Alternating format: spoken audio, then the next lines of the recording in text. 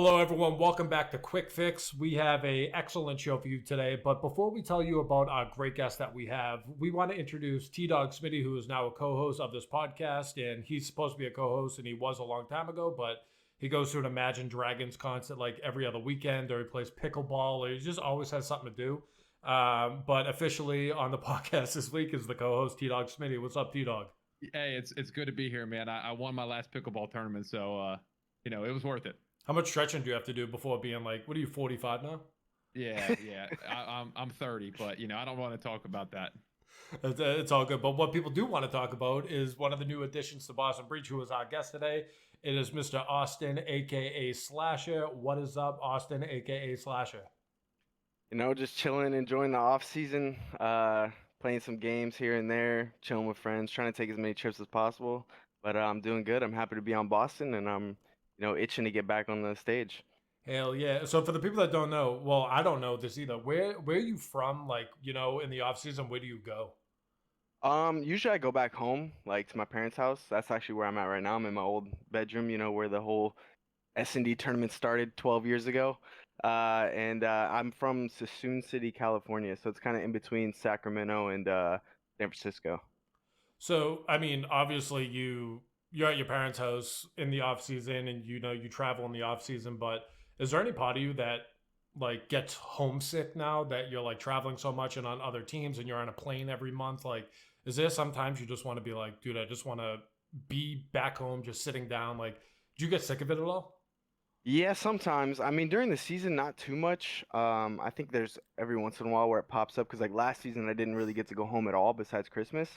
So I was, in Atlanta for like 6 months straight, and I definitely like being home. I like spending time with the family and stuff like that because when I'm on the East Coast or whatever, I don't really see them at all.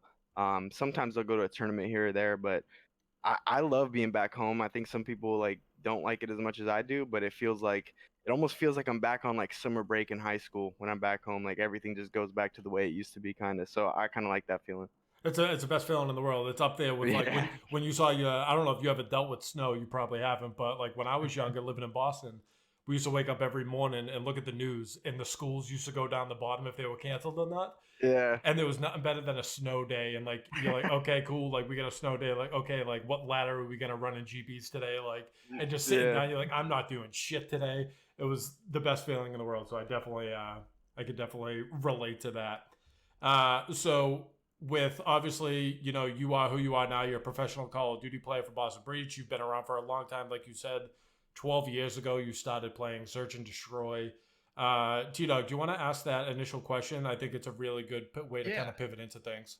yeah. I think obviously like with challengers is kind of the way to get noticed nowadays. What was it like, and how do you get noticed back then when there's no Twitter, there's no TikTok, well, there might have been Twitter, but like no TikTok, no YouTube, like getting your name out there is kind of how in the world did you do it?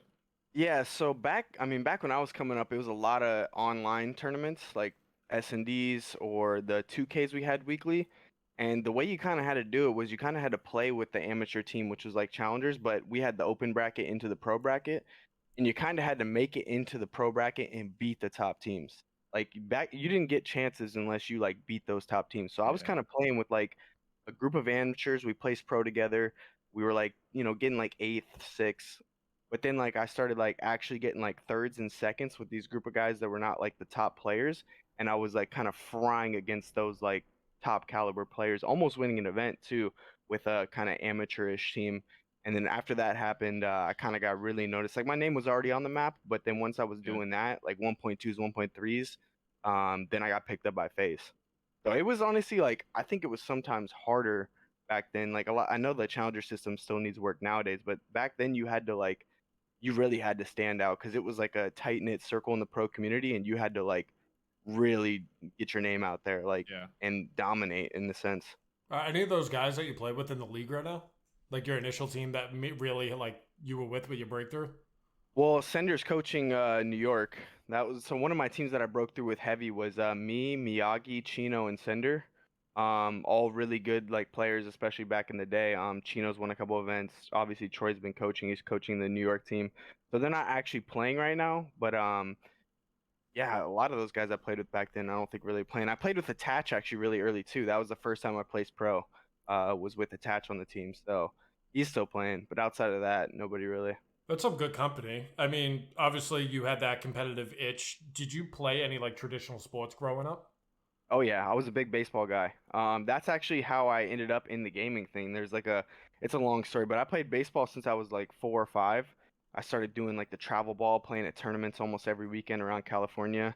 I was probably really good around like 11, 12 for my age group. Like my team that was on like it was like a 12 and under or something like that. We won a bunch of tournaments in Cali and we were like ranked in Cali. And then as I got a little older, I still played through high school, but I kind of fell out of it a little bit. I was just playing because all my best friends were from baseball. So like I was kind of just sticking around. And then I fell into the gaming, started making some money playing tournaments. And then it really took off, to be honest, around the time I broke my finger playing baseball. And so when I did that, I actually broke my finger mid-game, like in warm-ups. And then I played the whole game throwing the ball like this. Like That blows. I played second base, so I was like throwing the ball. Like I had to throw from second to home one time, and I threw it on a bounce. I still got the kid out, but it was like, I dude, love it was that. painful every time I had to throw the ball. And then after that, I obviously got a splint on it. There's not much you could do from broken fingers, but then I started really grinding because I was off baseball. I wasn't doing anything but maybe going to the games. I started really grinding the S&D, and it was like weird because I still play. So I play claw, so I was shooting with my middle finger, the one that I broke. Like with the splint on, I was able to do just enough to where it like hurt sometimes, but like Yeah. I was like, "Fuck it, I'm playing." Like it was just so Pushing through much the fun. pain. Yeah. See, I was gonna ask if you held the controller a weird way because of the broken finger and if it like stuck over time. I know there's some people that do like really deep claw, like crazy stuff with like their middle knuckles touching like the X button. Yeah. It's insane. So I didn't know if you had any weird way. Are you just normal claw? No, I just normal claw, like always clawed, because back in the day I couldn't get a scuff controller. That was too expensive. So I was like, I just bought a controller from Best Buy and was playing with those. And so I learned how to claw just to be able to jump shot, drop shot, like do all that like off the rip. And then when I broke my finger, I was like, I think I moved it like a little bit just so it wouldn't hurt as bad.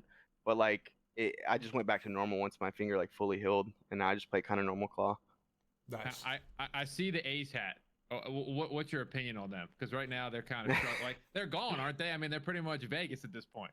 Yeah. I'm not the biggest fan of them moving to Vegas, obviously, and I'm obviously Yeah. not the biggest fan of just the way they're operating the team now, but I'm one of those like diehard fans. I've been a A's fan all my life. My dad was an A's fan, went to games all the time, especially back in the day when they were actually like winning and stuff, like in the Yeah, yeah. 80s. And um, I was a big fan of like the 2000s teams where like the Moneyball Oh yeah. stuff all came from.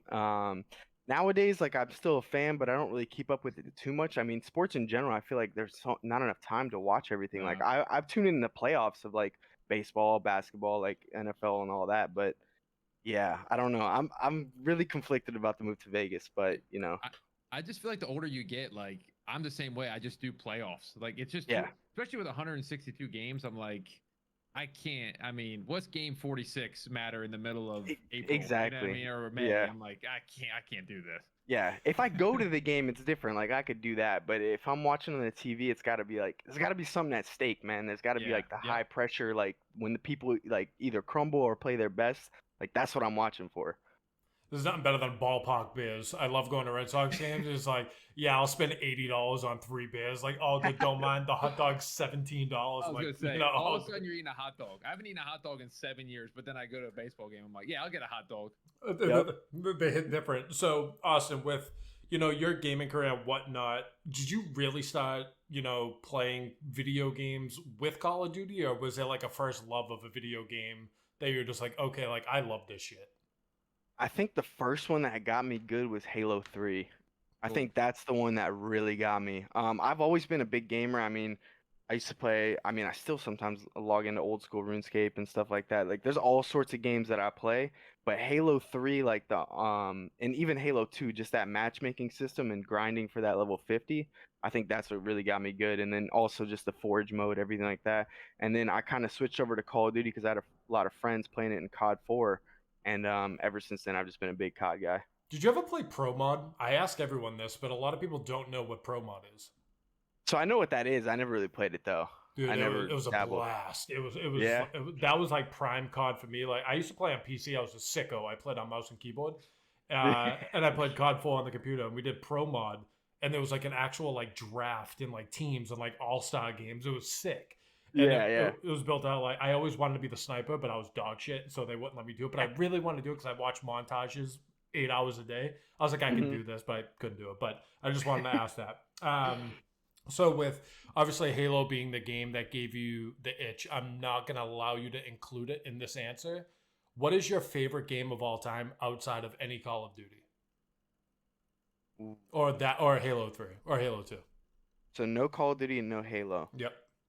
Mm. I've never played any other games besides that. No, you know? Hmm. I liked Gears of War a lot. But Man, I might say old school RuneScape. That's Like solid. I might say that, bro. That game was just I mean, it's still alive today. Like it's actually nuts. It's been around for 20 years almost.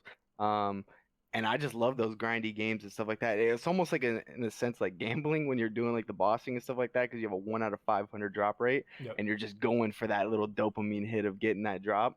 So I'd probably say that's probably the game I've spent the most time outside of Call of Duty and Halo. I think you need a game like that. So me, I love multiplayer games. It's like I love being better than someone. It's like, Yeah. as you probably are with like a traditional sports background, you liked being better than people and being Mm, dominant in whatever you were doing. So like I need a game that I could just bump music and kind of zone out and just have like my me time. And that's usually like MMOs, like World of Warcraft or something. Where I'm yeah. just like, I don't have to talk to anyone. Like we could do quests together, but like I don't hear you because I have music blasting in my headphones and you just kind of like chill. But I think everyone needs that single player game or MMO or whatever your cup of tea is to just be like, I don't feel like sweating today. Yeah. I just want to chill, just vibe out, have my me time. Which that for me with Call of Duty also played into the campaign modes where I always picked up multiplayer first. I always was like a rush to Prestige 10 back in the Hmm. day with COD 4. Like I wanted to have the best KD and be the highest level. But then at one time when I was burning out, at one point when I would inevitably burn out, I'd be like, okay, now it's time to try the campaigns, and they were always great. I don't think they get the shine that they really deserve. Did you ever play any of the campaigns? Yeah, I used to go for all the achievements back in the day, like COD 4, where you had to do it all on like veteran or whatever it was called. I remember doing like the Mile High Club, and that thing was making me rage like crazy, bro, because I was trying to go for like that super fast time. And dude, I would 100% agree with that. I think especially back in the day when I used to play the campaigns, they were so good. And I hear good things about the ones now, but I'm so hooked on multiplayer and just yeah. like you said, like that competitive thing that I just never give them the chance. But I remember COD 4 campaign was godlike. Yeah. Last thing I want to ask about Call of Duty until actually like your signing and your career, jetpacks or boots? I have to know. Ooh. I'm a big boots guy. I mean I did enjoy jetpacks and I was really good at them and I think they can be fun, but I think in today's game with the players we have now, they would be kind of like if we went back and played AWBO3, I think it'd be so cheesy. Like Yeah. it would be unreal. So I'll take boots and just eliminate the snaking. If there's a slide cancel, whatever, like I'll deal with it, but just get rid of the snaking and I'm Yeah. cool. I feel like you've been so outspoken too. Like you're one of the more outspoken people in the league. Maybe it just comes with your experience and being around for a while. What are your thoughts on snaking? I know it's inevitable now, but I feel like Yeah. it's been promoted more than it's been like frowned upon lately. Yep. What's like your knee jerk reaction to what's been going on with like snaking and whatnot?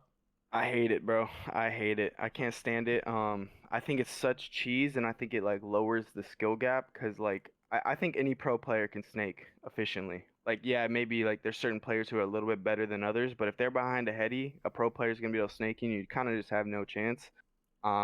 That's why I think the golden age of COD was like during that CWL time period. Like I think the players we had back then just had I don't know if integrity is the right word, but we had more of like a let's make this game the best it can be, Mhm. like viewing Yeah. and playing wise. Because if we're having fun playing it, like people are gonna have fun viewing it too. You know what I mean? Like that's just the best world we can go for.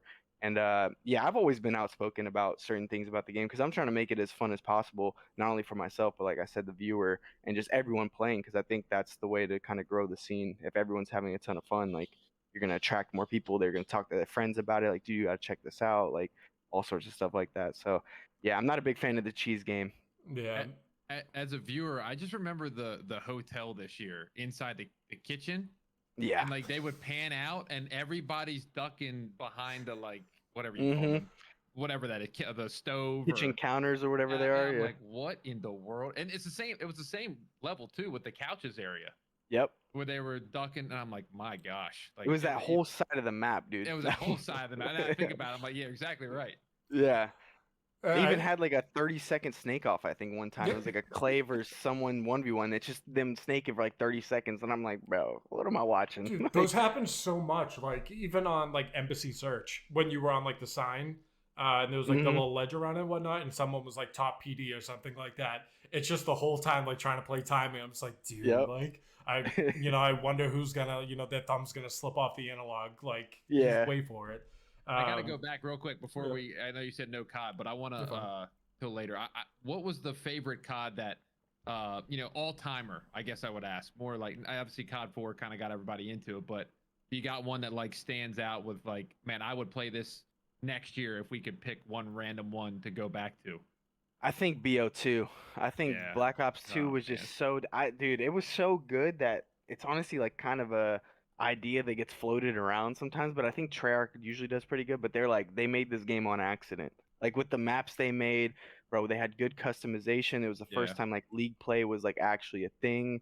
I think just competitive wise too, you had raid, like that map can work in any game. They brought it back like multiple times. It just had so much good stuff to it. I think the perk system, Pick 10, like all that. I think that's just overall the best game that we've had personally. I think we'll see it again. That's the thing. Like at the rate we're going at, we just had Yeah. MW2. Obviously, the rumored MW3 is coming out next. It's only a matter of time before like it's kind of like the get out of jail free card, like break glass in case of emergency, like Black Ops 2. Like Yeah. I feel like it's there, and like all the assets probably still exist. It's not like you're gonna scrap all the assets that you have for that great game. They're still sitting in a server somewhere. Right. So Well, it's made. It was the year was 2025. I feel like it's a softball. Like yeah, come out with Black Ops remastered in 2025. I mean, And I'd be be all crazy. for the it. year. You know what I mean? Like, come on now. Yeah. That's free advice. I'd be all for it. Austin, Yeah. something with you that kind of it intrigued me because I had no idea about this, and I bet a lot of people don't unless they look at your Twitter bio or they know you. You actually have your bachelor's in robotic engineering. What was that something obviously that you went to school for it, but is that what you wanted to do? What did you want to do with that degree?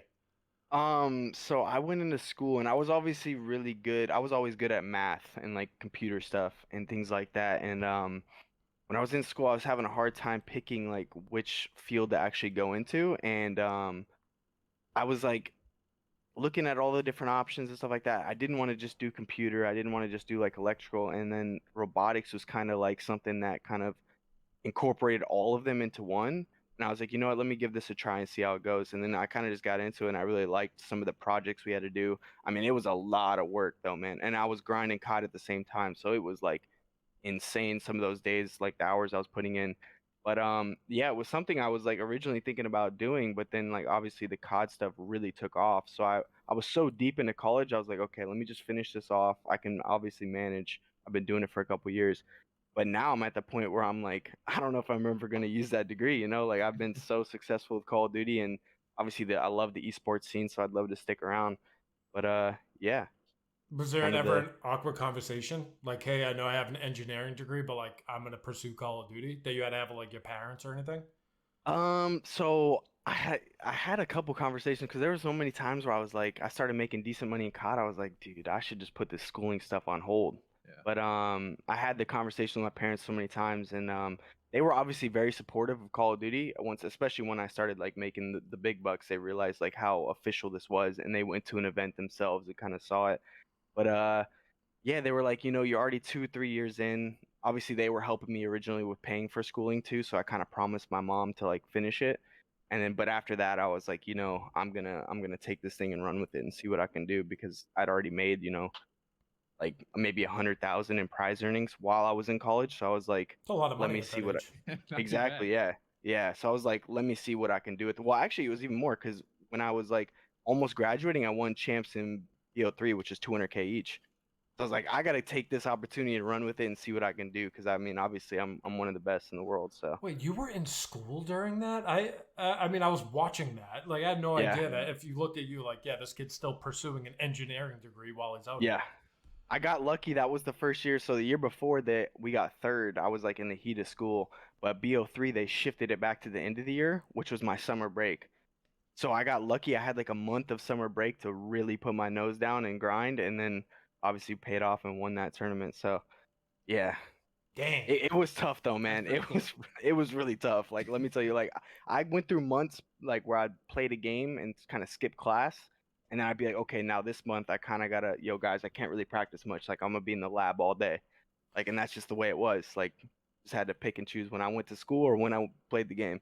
See, I think that's so valuable for young kids that, are listening to this or that follow esports in general, where Yeah. I think there's this preconceived notion in these kids' heads that you have to drop everything and pursue one thing. And I always was on the other side, like, no, like, if you have this passion and you have a full time job, you obviously want the passion to be the full time job, but you have to build it up to that point so you can Hmm. actually smooth transition. Yeah. And if you want the glory, if you would, or that end goal at the end of the day, it's gonna be a lot of work, and like Oh yeah. you're gonna have to balance a bunch of things. I mean, engineering school was no joke. I'm assuming. I'm a college dropout. No, I just want to throw that and get it off my chest. Um, So I'm a TikToker. but yeah, no, I think that's valuable to like you finish what you start type thing, right? Where Mhm. you as a esports professional, to speak bluntly, you're not going to compete forever. Yeah. You're either going to have to go back to quote unquote real life after you're done competing and get a real job, or you're going to have to fall back into content or something like that. And I shouldn't say fall back like it's a bad thing, but like those come with sacrifices along the lines. You have to grow your own channels while you're competing. You have to finish school while you're competing. Like there's more that goes into it. Hmm. So I think that's very valuable for people to hear that coming from you, who's one of the most well-known names in the scene. Yeah. Yeah, Uh, I think the big thing about it too is especially since esports are so new, like a lot of the people's careers are not, longer than like 3 or 4 years. Like I'm one of the rare cases that I've been playing for like 10. Like most pros, like they come in, they're around for a little bit and then they're kind of done. And I've heard that even with other esports. I know like I think it was like Overwatch or something. A lot of the guys were retiring at like 22. yeah. It's like you got to have something to kind of fall back on, or a plan B if the plan A doesn't work out. Like you can't put all your eggs in one basket, which is going to be a lot of work. It's going to be hard. I mean, if it was easy, everyone would do it. That's, I mean, an Yeah, for absolute sure. fact. So if you weren't, playing competitive Call of Duty, right? If you weren't a Call of Duty professional, what would you be doing? You'd obviously be using your degree, but would there always be that piece of you if you didn't pursue it? Like, damn, like, I really should have went for it. Uh, yeah, I don't know what I would be doing. I feel like I'd be doing some sort of computer science job or maybe electrical engineering. I could be doing robotics too for a company. That shit was hard though. I don't know that if I could do that every day. Um, But yeah, I never really got too into it to where I was like doing internships or like actually working. Because like once I was in like year 2 or 3, I was actually a well-established professional Call of Duty player. So I kind of had it in the back of my mind that I'm gonna finish school and then pursue this and see what happens. So I never really fully fledged out like what I wanted to do with my degree. I just knew I had a lot of different like avenues I could take because I've done like electrical, computer science, mechanical, like a little bit of everything. But you had that safety net, which I feel like is kind of a little peace of mind for you too, where you can pursue this goal, and if it doesn't work out, like it's okay. I Yeah. have this degree that I can fall back on, which kind of rounds this whole thing out. Yeah. You're able to, if you're a salesman, right, and you have $0 in your bank account, you have to make this sale. It's a lot of pressure, and you're probably not going to do it. But if you have Hmm. a cushion and you're just like, it's another sale. I'll be good if it doesn't happen. You're able Yeah. to set emotion aside and just go for it. And I think that is I think that has paid dividends for you. Obviously, looking at you now, but I am done with your backstory, and I want to talk about your career at the moment. So T Dog, lead us off into the off season, please, I my actually friend. had one more question Oh on that. Jesus Christ My Almighty! bad. My bad. My You're Cut bad. good. me off. My bad. I was gonna say, is there anybody else in your family that's like that? Like they pursued the same career, or are you just kind of like the only one that? Because sometimes like the father did it, and then you're like, oh, I'm gonna follow in the footsteps, or is it like I'm the only one doing this? I think I was actually the first person in my family to graduate from college. Um, I'm pretty sure. But my brother after me, a few years after me, did do computer science game design from the same school. Sweet. So he did something very similar, and honestly, he's way smarter than I am. Because like I said, with the gaming and stuff like that, like I was able to get by, but he really applied himself. So he's like a fucking genius when it comes to that type of stuff. So it sounds like a smart family is what you're saying. Yeah, we try, we try. Not dropouts over here. We're the dropouts. All right, All right, all Chris, right. you started off. Okay, cool. So let's talk about the off season. A lot of people say it's an extremely stressful time. I obviously can't relate, but I can only imagine. You don't know if you're gonna end up on a team or if it's gonna be like you're gonna have to go down to challenges this year. It's like not you in particular, but just the scene as a whole. What does an off season look like? For a Call of Duty Pro. If not, what does it look like for you? Yeah, so I can speak personally. So I don't have an agent, so I'm very hands-on with like the whole off season. So it's a lot of phone calls, a lot of DMs, texting, like consistently with different players, organizations, like everything like that. Like you're constantly just in the loop of like as much things as you can be to try to figure out. And there's like multiple different teams you're putting together, multiple different organizations you're talking to, and it's constantly just like it's almost like putting a puzzle together. Like, but you never know you're waiting for that first or second piece to kind of slot in, so you know where to place the other pieces. And yeah, just for me, like this one, it was like obviously the phase thing didn't work out. Then I was talking to Boston, talking to like Minnesota and a couple other places, trying to put teams together, like seeing what players were available. Obviously, when Priestahh became available, I was like, all right, listen, we're a team of two. We talked about it, like let's figure out what we can do. And then Boston had Snoopy, which is like one of the up and coming guys, super talented sub machine gun player. And I was like, we need to try to get the best sub possible because if we have a really good sub, then we have a good foundation. We just need to slot someone else in and we'll be straight. So yeah, it's just honestly, it's a couple week process of constant phone calls, constant communication, contract negotiations, all that. Yeah. I feel like it's a little bit easier if you have an agent who can kind of like, navigate those things for you. But even if you do, you should be talking to players at least to try to stay in the loop and make sure you have a spot somewhere. Yeah, I think it's kind of unique to not have an agent actually. I mean, to handle it yourself. I mean, Yeah. it's a lot of back and forth, I'm sure. Oh yeah, and it's one of those things like I went like when agents actually became a thing like years ago. Like I talked to a few of them and I was considering it, but I had always done this myself and like, it's usually like 5 to 10% that they take of your contract. Yeah. And I was like, you know what? Like, obviously, if they brought me brand deals and other things like that, like in the off season or regular season, like they could make up that money. But I was like, I'm in the off season. I have a couple weeks. I can, focus on what I want to do. And also, I want to be really hands on because I want to be in those conversations and kind of like building the team or like having my input. And sometimes the stuff can get lost in translation when you're talking through an agent. And you're learning on your own too. So we're talking about the fallback. Who's to say in a couple of years you're not competing anymore and you become an agent because you know how this works. Exactly. I could become an agent. I could become a general manager. Like I've done the process that these guys kind of do on my own or myself. So yeah, that's definitely an avenue I've thought about before. I was gonna ask when you're picking like your teammates for the next COD, are you thinking about obviously there's rumors out here with like the COD maybe having slide canceling and dead silences back. Are you looking at a player like I think he's going to be better in this type of game? Like let's say jetpacks are coming back and you're like, all right, I need to find this guy because he was cracked at jetpacks. Now the COD's maybe normal, like back to normal. Is there people that are better at that style versus like, with this sound EQ stuff? Maybe there was somebody that was good, but once that goes away, maybe they're not as good. Yeah, I think obviously it's something to think about, but it's just so hard with Call of Duty because yeah, you may see some leaks and stuff like that about the next game, but you really don't know how it's gonna play. Yeah. You know what I mean? The game could come out and it could be a 4 AR game. It could be 3 subs. Like you really don't know what you're gonna get until you actually like get there. Um, so it's kind of just like I mean, I know most of the players. I know how they are. I know how they play, and I know like their potential. Or like with Preston, like he's obviously been around. He's won. I've won with him, so like I know exactly what to expect with him. And it's kind of just a lot of like the eye test. Like I can watch somebody and see like, okay, this guy, he might be something like really good. Like especially if he gets a couple months under his belt, gets into a good system. and stuff like that. So I'm not really looking too much to like the next game because it's just a big Yeah. question mark, you know? Well, I mean, with the eye test thing, with your sports background, I mean, you can go to a pickup baseball game and be like, yeah, that guy knows what he's doing. Like with Yeah, he's good. basketball, you go Yeah, pick up and you're like, guy shoots the ball, and you're like, okay, he knows what he's doing. yeah, Bounces off the backboard, guy can't dribble. You're like, all right, let's move on. Although it's not pro level, but you know what I mean.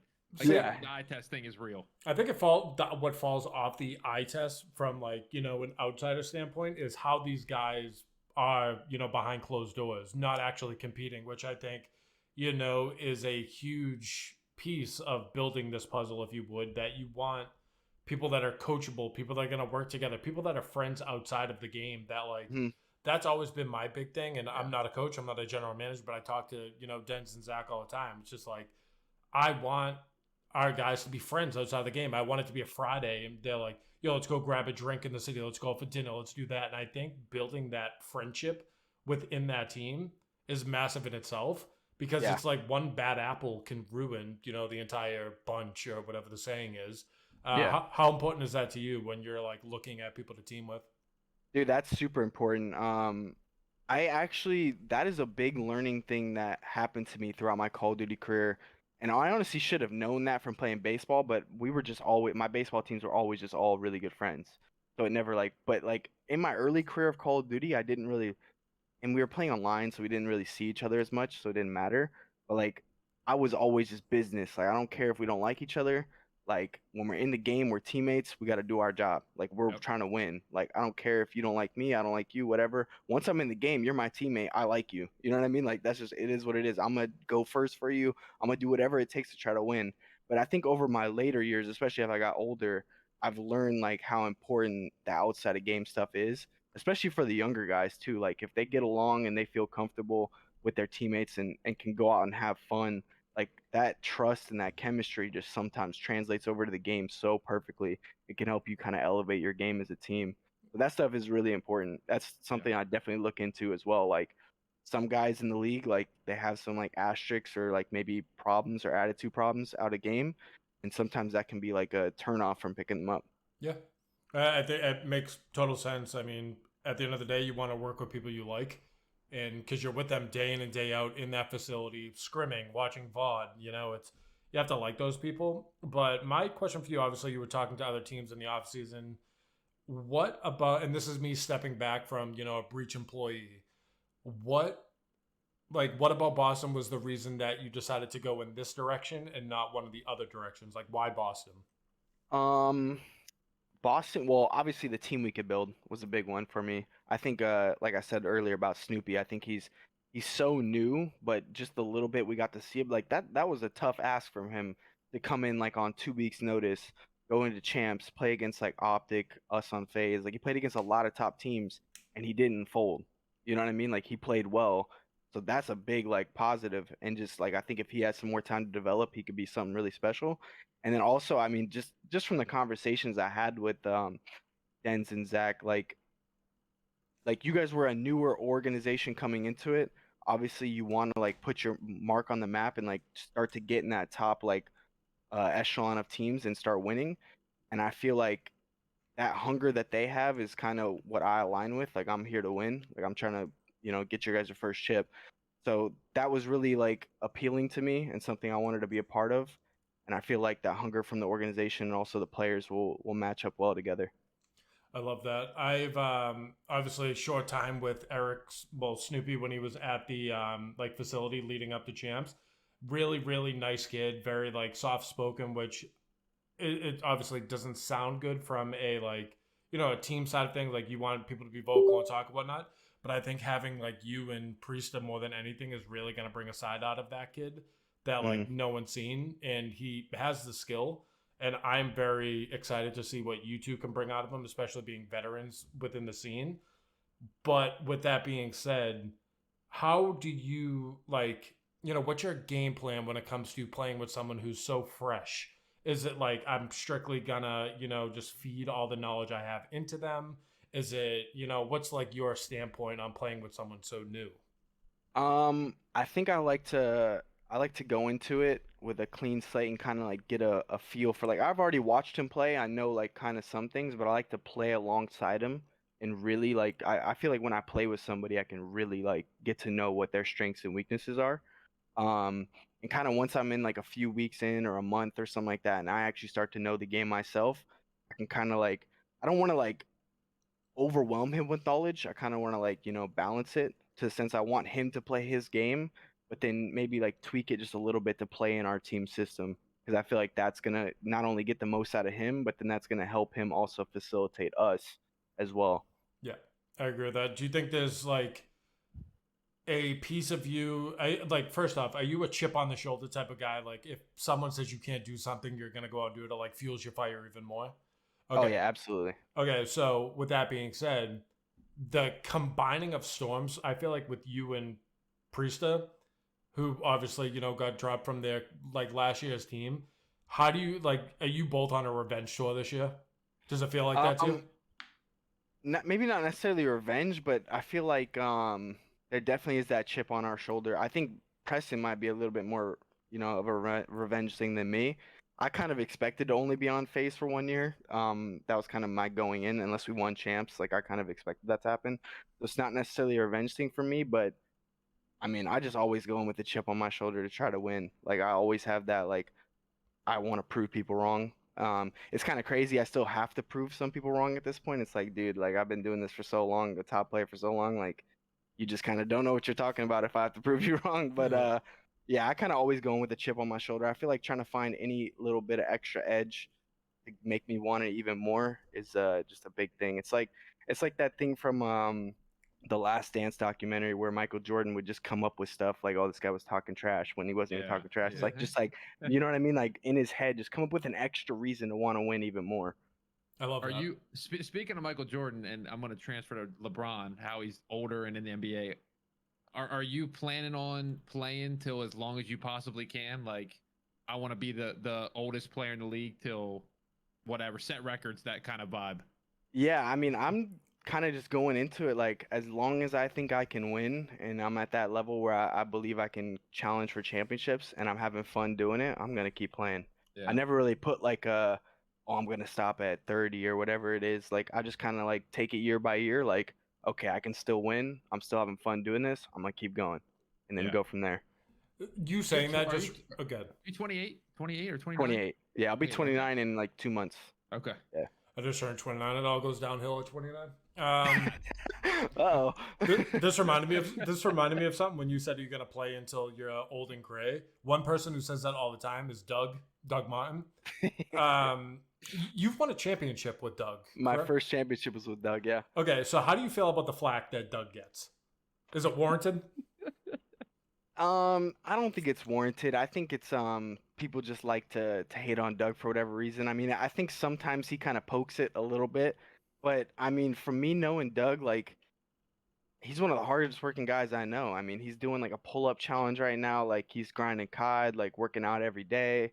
Like he works his butt off, like he's not messing around, and I respect that to be honest. And I respect the level of confidence he, has in himself. So, I think obviously you're gonna get hate when you're in the limelight like that, no matter who you are. I feel like if you're not getting any hate, you're kind of doing it wrong. Like when you're at the top of anything, people are gonna find a way to try to drag you Yeah. down. But I think it's a little over the top sometimes. I think people just love to like it's like a meme at this point to like kind of pick on him, but Yeah. for whatever reason. He's Yeah. a shirt off the back kind of guy. I've known him for a couple of really years at this is. point. He's He the really most. is. He's like the kindest person I've ever met in my life. He'll do whatever Yeah. for anyone. And yeah, no, I just want to ask that because I remember the clip. Was it no? What game was it? I think you said it. They won Advanced the- Warfare. Okay, so it was when you Yeah. guys were in the boots, and it was against Yeah. Optic, wasn't it? Yep. And Doug had the play at the end. Yeah. yeah. It was game 9, bro, and Doug had that play at the end to win the championship, bro. It was crazy. It was a great play. I look at it all the time. Yeah, I remember I was so hyped, dude. I jumped up out of my chair and almost hit my head on the top of the booth in that clip. It's freaking nuts. Dude, those boots were crazy. I mean, it Oh, had to yeah, be I a forgot safety about hazard. those. It had to be like Yeah. a one door, like in case of a fire, like everyone's dying in there. I think that's the reason why they got rid of him. It was a fire hazard or something like that. But dude, I actually love the boost because like, I mean, you were still in front of the crowd, but you were in there with your team going to war, and you Yeah. could only hear your teammate. Well, I mean, you could hear the crowd like a little muffled noise, but it was you guys in that booth like going to war for that Yeah. championship, and it was just like a great atmosphere. Like I loved it. I do miss the boost. I Yeah. think we should start a petition, bring them back. Yeah, just put an extra With door in all the there or something. PCs, with all the PCs, I'm That's sure all that you would be need. good. One more door and you are fine. I think that's up to Yeah. code. I'm not a fireman, but I think that's up to code. Sounds good to me. Yeah. So how do you feel about moving to Boston? I know you've been here for the major, obviously major 2 last year. Have you frequented Boston at all? Do you ever visit? Like, what are your thoughts about moving here? No, that was the only time I've actually ever been there. It was cold But, as shit. It's never like it- that. I just want to let you know. Yeah. No, I mean, I'm expecting on the East Coast for it to be a little cold in the winter. Like it is what it is. But I'm excited. I think it's somewhere new I get to go to and experience. I've always wanted to be up in that, Northeast area. So like I'm excited to go there. I think it'll be a ton of fun. I got to get some Red Sox games. You know what I mean? Check out the sports in the area. I love the Boston like die hard like sports like type stuff. So that's gonna be a ton of fun. And then obviously like too like I don't know, some of my favorite movies are like Boston type movies, like Yeah, The yeah. Town and stuff like that. Like it just gets me excited, you know? Yeah, I don't know if you. Go ahead. I was gonna say I'm born and raised here, so whatever you want to know about the like, I can drive to where we had the major, and I'll be there in 8 minutes right now. Oh really? Oh, Yeah, crap. I'm right outside of the city, but Yeah. I've like showed the guys restaurants and like different places. If you want to go to a Red Sox game, the whole street that we were on next to the major, that whole street is bars obviously, but they always have like their doors and windows open. People drink before the game, walk to the game, come back, and it's like it's a blast, and like when the Yeah. weather's nice.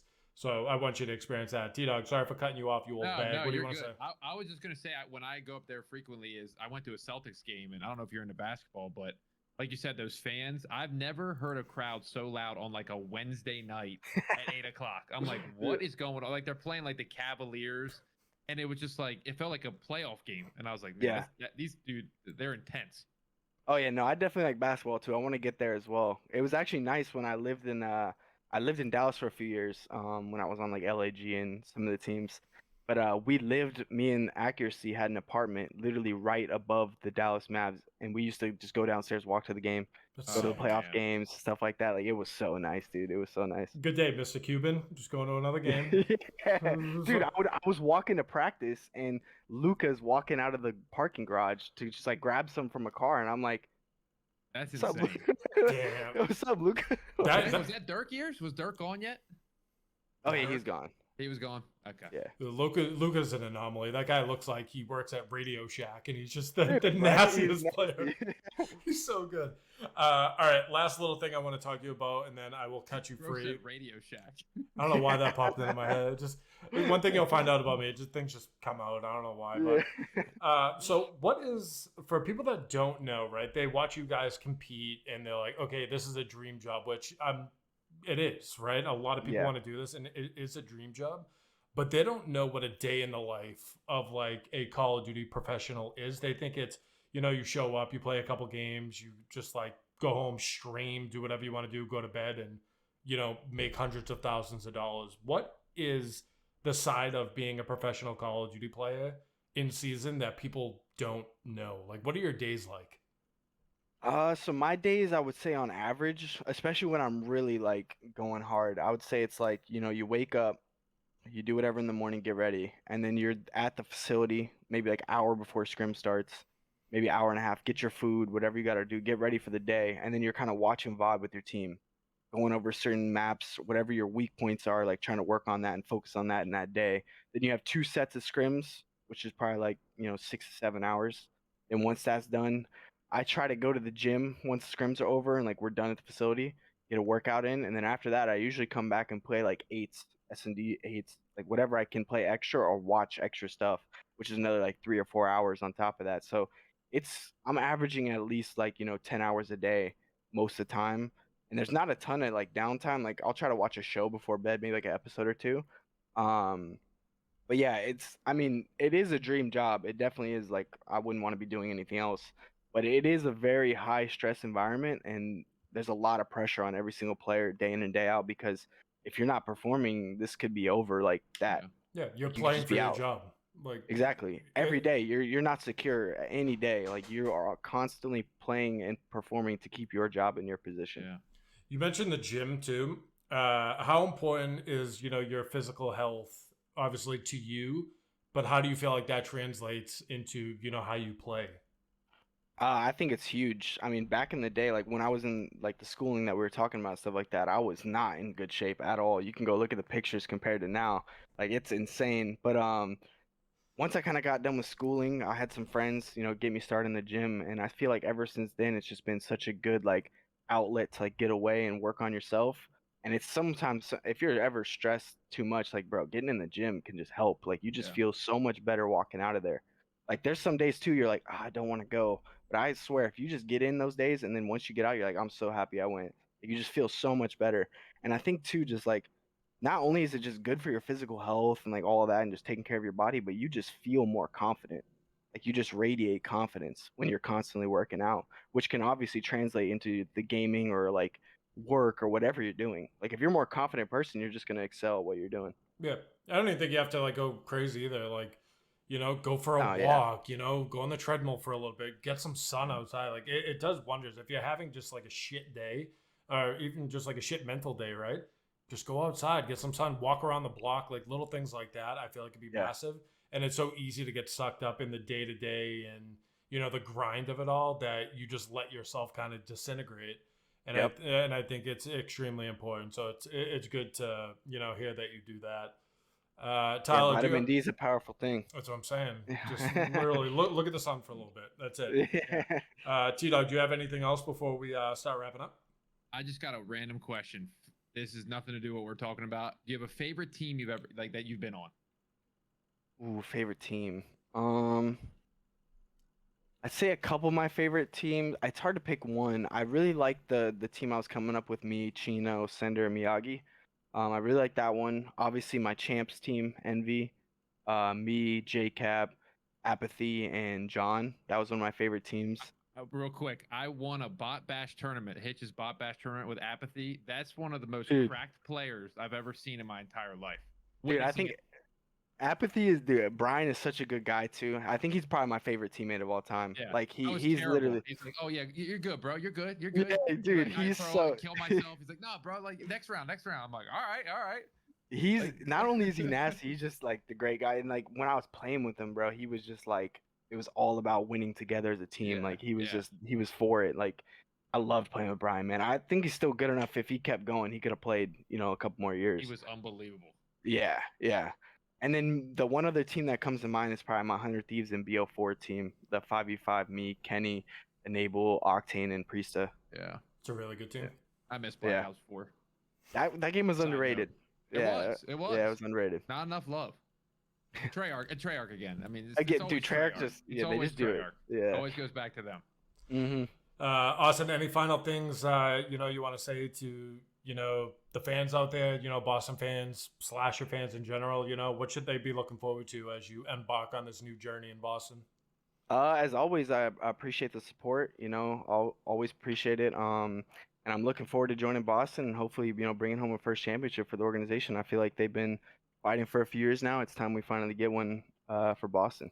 Hell yeah. All right, everyone. So, Austin, obviously, thank you for coming on. I'm looking forward to meeting you in person, cooking up some good stuff together, making some good content, taking a couple trophies home.